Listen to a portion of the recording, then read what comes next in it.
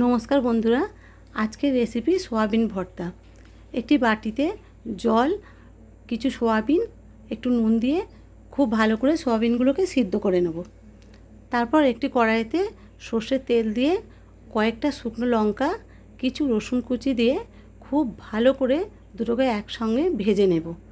তারপর সোয়াবিনগুলোকে ঠান্ডা হয়ে গেলে ভালো করে নিংড়ে একটা মিক্সির জারে দিয়ে ভালো করে ব্লেন্ড করে নেব। তারপর একটি প্লেটে ভাজা লঙ্কা আর রসুনকে একটু নুন দিয়ে ভালো করে মেখে নেব। মেখে নেওয়ার পর পেঁয়াজ কুচি ও কাঁচা লঙ্কা কুচি দিয়ে একটু মেখে নিয়ে বেটে রাখা সোয়াবিনটা দিয়ে দেব। সবগুলো একসঙ্গে ভালো করে মেখে নিয়ে ওপর থেকে একটু সর্ষের তেল ছড়িয়ে দেব।